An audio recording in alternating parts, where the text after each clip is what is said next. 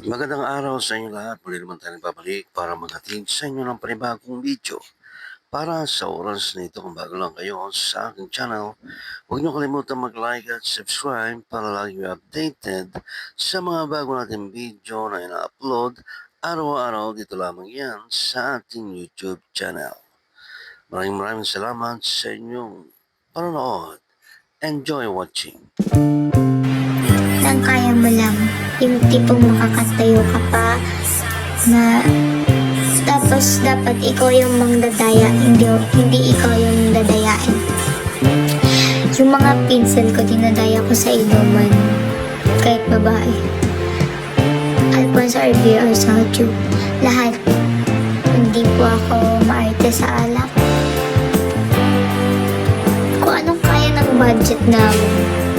Pero pinakamasarap para sa akin ay Alfonso with Coke and Soju. Ang pinakaayaw ko ang si LBB. Si LBD? Si LBB. Basta yun. Kasi one time, umuwi ako ng Bicol June, tapos pesta ng Baliwag. Tapos sakto lang, umuwi din yung friend ko sa Manila. Tapos di pa ka nakaka-try ng si LBB. Tapos babe, ginawa niya sa amin, kasi first time niya rin daw. Pinatunggan niya sa amin. As in, hanggang mapulo yung bibig mo, tapos din mo nalulukat. Sa video pa nga nun. And, super wasted ako nun. Pesta rin naman yun, kaya okay lang. Jiro. Siguro tayo joke of all trades ka din. I would say that. Pamatay. Alam niyo ba guys, 2 days akong as in ang lumbay.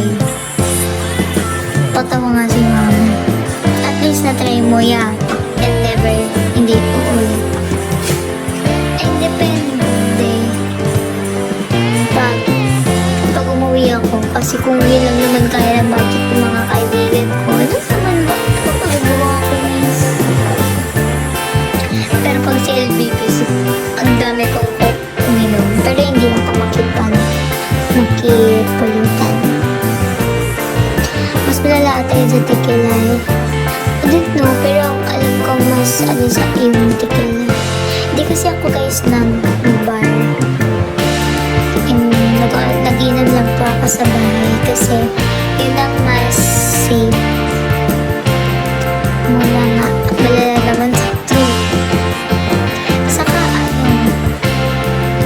nalimot ko na din kasi yung lasa nila. Uminom ako last kailan ba? August 9. Ngayon lang kasi kami lang dalawa ng pinsan ko.